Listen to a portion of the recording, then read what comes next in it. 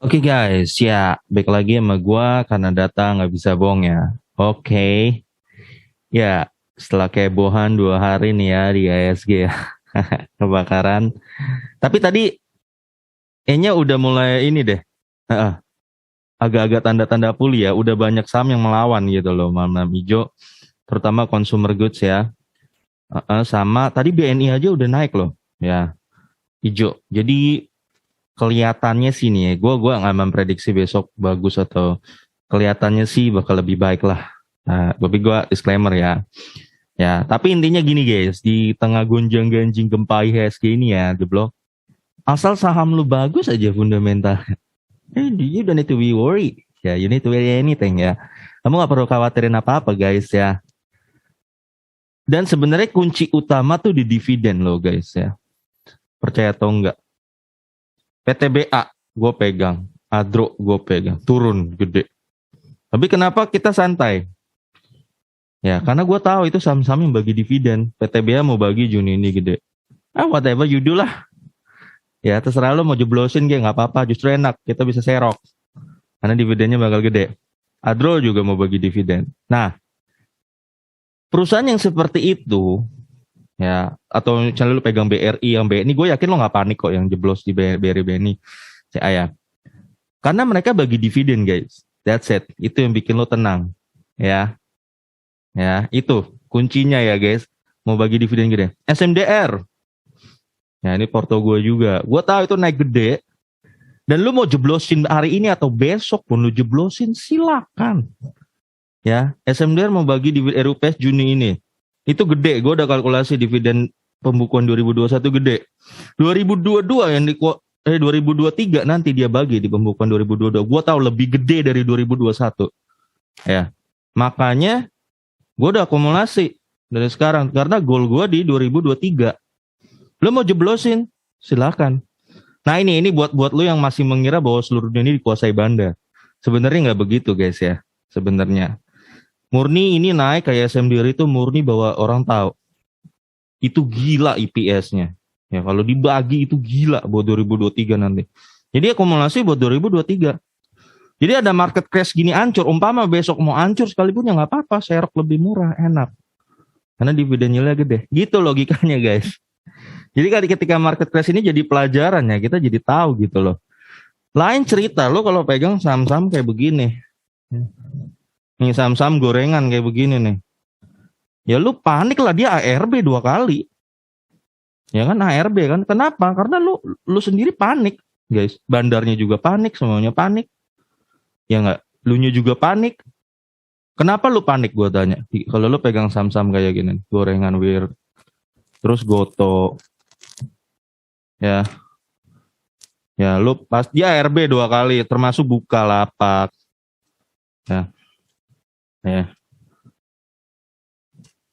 Ya, kenapa lu panik sama saham-saham begini, terutama pas lagi hancur gini? Simple, ini kan nggak punya dividen, nggak punya, nggak punya, lu jadi nggak ada rasa aman, lu sama aja kayak lagi main kripto guys. Lu megang saham yang nggak ada dividen sama lu kayak main kripto. Makanya lu lihat deh pasar kripto. Sekali isunya gonjang-ganjing panik berjamaah. Ya. Nah, kita beda di saham, kita pegang saham yang fundamentalnya kuat dan ada dividennya jelas, gede-gede. Mau market crash begini berat. Slow aja. Besok juga pulih. Ya. Sekarang gue tanya, ngapain sih gue harus panik misalnya gue pegang Hadro dan BTP sama ITMG. ITMG aja udah fight hari ini. Ya. Udah lumayan fight dia gue lihat ya. Ya batu bara masih $320. Masih dicari di mana-mana, masih membumi. Ngapain kita panik? Sama cuma isu-isu sesaat begini gitu loh. Karena orang kan takut cuma karena suku bunga Amerika naik gitu kan. Takutnya cuma di situ doang. Tapi kan faktanya apakah perusahaan batu bara itu jadi berhenti beroperasi gara-gara itu? Kan enggak. Nah, jadi kita make sense juga gitu sama mainin isu ini. Jangan lu gampang digoncang-gancing gitu lah. Nah, kayak gitu guys ya. Jadi dividen tuh menurut gue kunci utama ya. Dan hari ini juga sama kemarin ada satu saham selain SMDR yang menarik perhatian, itu PSSI.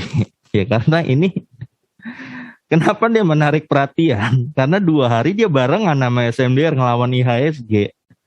Ya, sama-sama hijaunya gede gitu loh. Ya dari pertama dia 20%-an dan hari ini 8% ya. Jadi dia 2 hari berturut-turut ngelawan IHSG barengan sama SMDR meskipun SMDR lebih gede. Ya karena mereka usahanya sama ya guys. Nah ini yang jadi orang mulai cari. Tadi gue lihat di YouTube kata kunci pencarian. Emang PSSI banyak dicari. Ya. Nah sekarang ini yang mau gue bahas. Gue tadi laporan Q1-nya baru keluar. Ya. Jadi gue bahas saja untuk menjawab rasa penasaran ini. Apakah dia bakal calon beggar seperti kakaknya? Itu kakak apa? Ada sih gue. Ya, dia pelayanan logistik dan pengiriman yang terintegrasi ya. Menyediakan melayani perusahaan tambang batu bara, mengangkut batu bara gitu ke laut terbuka ya. Udah pasti bayarannya pakai dolar ya guys, biasanya. Pastilah ya kan, luar. Kalau ini gue nggak tahu deh, kayak dolar atau enggak. Ya, antar pulau di seluruh Indonesia ya. Oh ya, ada juga layanan ke luar negeri ya. Otomatis pakai dolar ya. Kalau memang dolar menguat, karena ini ya harusnya perusahaan-perusahaan seperti ini diuntungkan seperti itu. Otomatis labanya membesar. Itu logika bodoh gue. Koreksi kalau gue salah ya. Gue nggak terlalu paham dunia beginian. 7% dimiliki oleh Convivial Navigation. 43% dimiliki Indo Prima.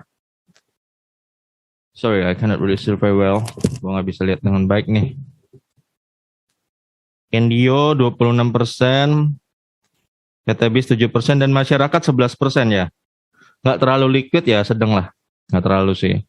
Publiknya cuma 11%. Ya. Nah, ini yang jadi pusat perhatian ya. Jadi, apakah dia bakal ngamuk juga kayak kakaknya itu ya, kakak GSMDR. Ya, oke ini gue udah bahas ya laporan keuangannya.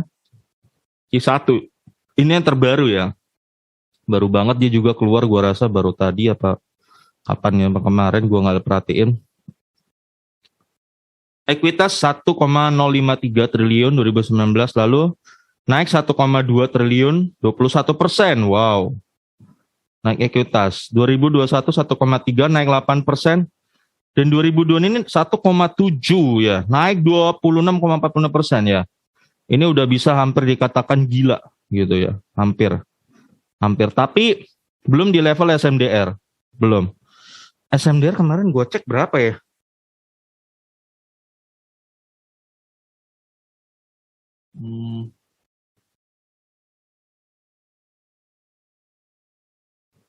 Coba ini SMDR. Oh iya, ini yang bikin gila. Dia 85% naiknya dulu.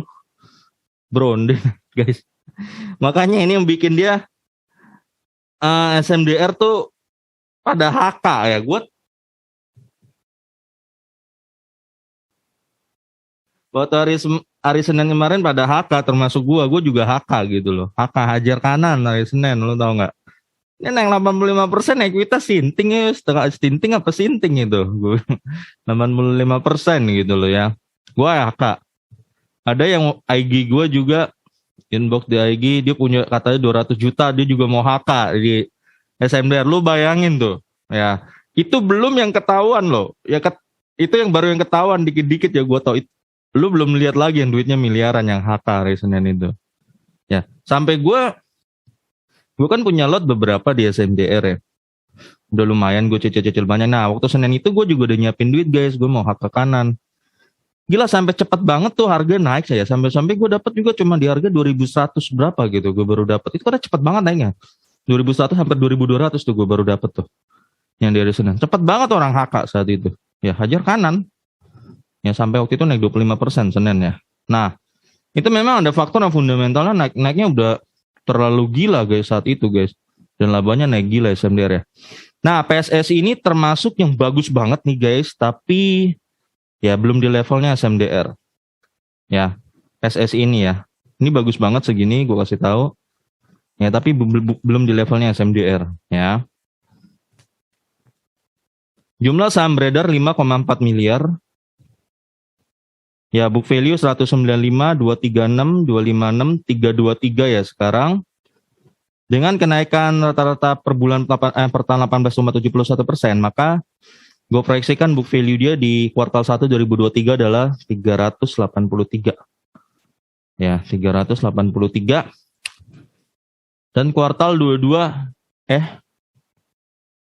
ya, per bulan kan berarti naik 1,43% ya. Maka kalau ini gue kali 3 kali, maka gue dapat book value April sampai Juni adalah 337 ya.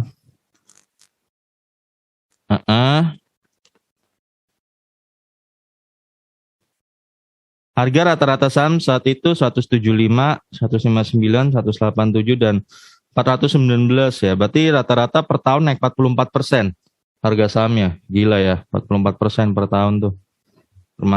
Termasuk yang sangat bagus, gue bilang ya. Bukan bagus lagi, sangat bagus. PBV 0,9, 0,67, 0,73 dan ini 1,3 PBV ya. Sekarang gue mau nentuin harga wajar di kuartal 2 2022 ya. Tapi gue harus tentuin dulu nih PBV-nya. Gue mau pakai PBV berapa? Rata-rata. Gue absurd kalau pakai rata-rata ya, karena ini cenderung lagi naik. Maka gue lihat dulu labanya guys. Ini laba 2021-2022 naik 286% ya. Berarti gue kaliin aja PBV-nya sekitar segitu ya. Kali 286%, maka gue dapet PBV 5 kira-kira di kuartal 1 2023. Nah, tapi gue cuma mau bagi sampai bulan ketiga. Ini 3 bulan April sampai Juni, maka gue dapat per bulannya 11,88% kenaikan PBV. Kalau gue ini kali 3 kali, maka gue dapat PBV 1,82. Jadi gue pakai PBV 1,82 nih untuk proyeksiin harga PSSI. Maka gue dapat angka 613. Kalau PBV-nya 1,9, berapa sih tadi tuh? 1,82. Sekarang dia tembus di 730 guys. Ini PBV berapa? Dibagi book value-nya 337 ya. Iya, 2,16 guys ya. Berarti sekarang PBV-nya PSSI 2,16. Naik drastis banget ya guys. Nah, berarti kemahalan nggak segini? Tergantung laba. Ya. Tergantung laba. Kalau dia bisa menjawab labanya besar, bisa menjawab ekspektasi dia di Argentina, ya nggak kemahalan. Ya makanya kita harus lihat laba nih. Biar kita tahu nih sekarang harga 730 tuh mahal nggak sih buat PSSI gitu loh ya. Ya. Laba 31 miliar, lalu turun 15 miliar, turun 50%, lalu naik 36 miliar, naik 133%, dan ini naik 140 miliar, naik 286% ya. Berarti ini lagi naik gila, ya gue bilang guys. Otomatis kalau naik gila gini, potensi dividen yang lu dapat di 2023 nanti besar, lebih besar daripada tahun ini. Tahun 2021 pembukuannya ya. Pasti itu logikanya guys ya. Dengan ROE ini 2,9 ya, hampir 12%, gede. Ini 1,22 kali 4 kecil. Nah, ini 2020 di ROE-nya kecil. 2021 2,6, 10%-an, lumayan gede. Dan ini gede banget, 8% kali 4, 32% ROE. Gede. Ini selevel ROE-nya batubara nih sekarang. Rata-rata perusahaan batubara yang heboh-heboh nih, selevel ini ROE-nya. Gila. Termasuk gila. Ya guys, gue bilang ROE segini. EPS 5, 2, 6, dan sekarang dia udah punya EPS 25. Terbesar dalam 4 tahun kali ini. Besarnya juga nggak kira-kira naiknya nih ya. Ini kuartal 1 ya, harus kali. Kalau ini kuartal 4-nya yang gue dapat di RTI 34, 22, dan 65. 2021 dia juga punya gede RTI-nya. Ini belum dibagi dividennya. Kalau nggak salah mau RPS ya, 2 hari lagi. Apa besok? Nah, oh iya, RPS dia. Pantesan ya. Nanti kita lihat yield-nya berapa dia ya.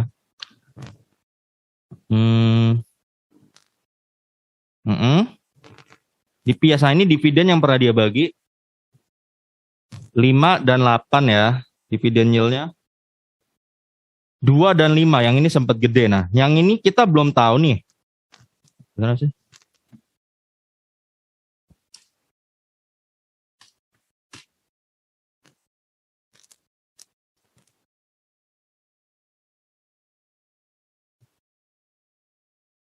Iya, seingat gue kayaknya 12 Mei deh guys ya.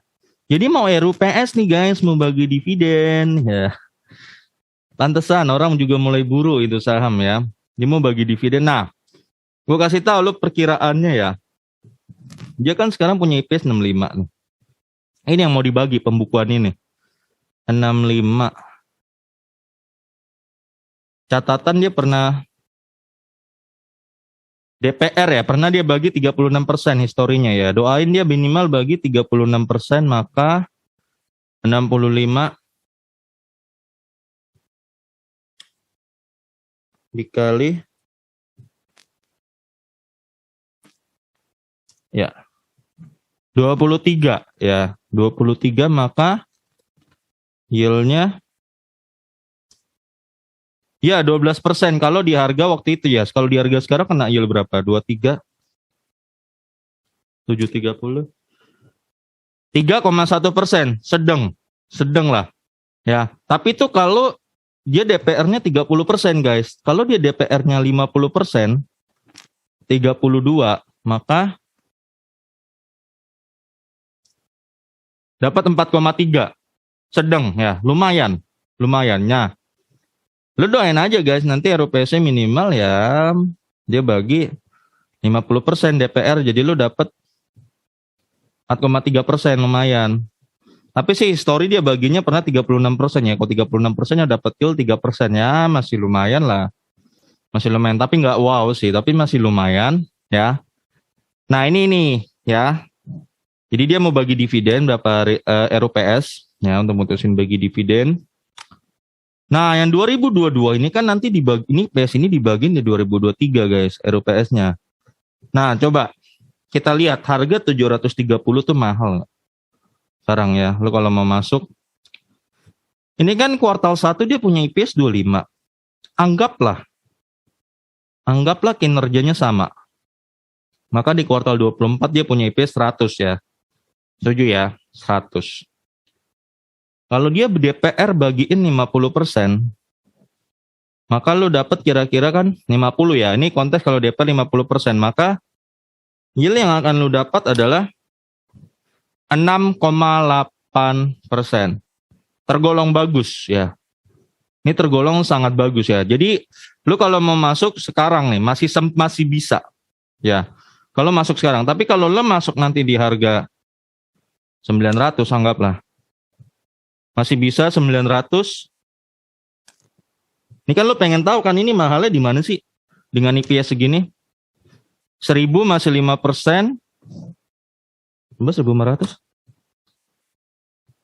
Ya, ini guys menurut gua batas mentok. Karena kan ini yield 3,3% ya. Gua ngitungnya dari dividen yield guys untuk nentuin harga mahal atau enggaknya. Ya. 3,3% lah batas. Gua ngelihat mahal gitu loh. Udah mulai mentok lah, paling standar banget ini. Jadi 1.500 masih bisa sampai loh, titik. Kayaknya maksimal segini. Untuk kinerja sekarang ya. Jadi 1.500. Jadi kalau sekarang 700 ya masih belum terlalu mahal, guys. Masih belum terlalu mahal. Tapi ini goalnya untuk 2023 ya. Kayak gitu guys, cara ngitungnya ya. Kalau gua gitu ya. Kalau 1000 ya belum juga terlalu mahal, kira-kira segini lah, 1.500. Ya baru lo dapet yieldnya mulai kecil. Kayak gitu. Ketika mulai kecil lah baru lo ngerasa, oh ternyata gue beli barang agak mahal ya. Nah, ngerti ya guys? Nah SMDR kenapa dia gila? Kenapa dia gila? Karena udah gue hitung di harga 10.000 aja lo masih kena. Lo SMDR deh gue kasih tahu. Dia punya potensi punya IPS 1000 di 2023. Kalau dia punya IPS 1000, dia bagiin DP 50%, gope ya. Harga kalau SMDR tembus 5.000, lo masih dapat yield 10%. Gede kan? Kalau SMDR 10.000 lu masih dapat 5%. Jadi makanya kenapa meledak 10.000 aja belum mahal. Itu SMDR. Ini gue kasih tahu guys, kenapa SMDR tuh pada HK 10.000 aja belum mahal.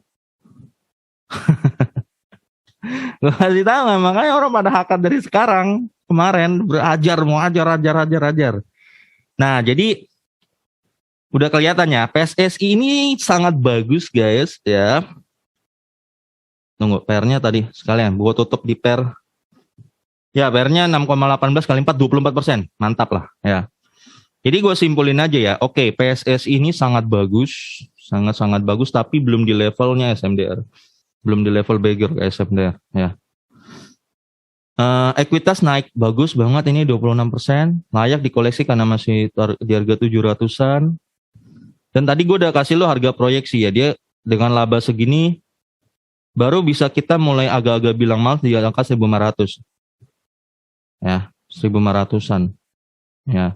Tapi nanti tergantung lagi, lo lihat nanti dividen di RUPS-nya nanti gimana. Ini kan bentar lagi RUPS nih. 2 hari lagi atau berapa, gue lupa lah, lo lihat sendiri. Laba lagi peningkatan gede-gedean, sangat gede. Ya. EPS dia udah punya cadangan segini. Dan kemungkinan kalau dia bagiin debt, kalau lo beli harga sekarang 730, di RUPS-nya 2023, lo berpotensi mendapatkan dividennya 6,8%, dan itu termasuk angka yang gede. Ya. 6,8%. Ya. Ya. Tadi ini gue udah simpulin ya, jadi ini PSSI sangat bagus, sangat-sangat bagus, dan nanti yang di Juni ini, yang 2 hari lagi, yield-nya kemungkinan dia akan bagikan yield lo 3,1% atau 4%. Ya. Yang di 2023, lo berpotensi kalau beli sekarang dapat 6,8%. Ya. Dengan harga paling mentok, bisa dibilang mal 1.500 lah. 1.500. Ya. Tapi ini belum di level SMDR. Ya, tapi ya lebih better lah dari saham-saham yang lain. Satu lagi kayak jeblok. Ya. Oke guys, sampai sini aja guys soal video gue di SSI ini. Semoga ini bermanfaat dan jadi bermanfaat buat lo lah. Ya, sampai ketemu lagi video gue berikutnya karena data nggak bisa bohong.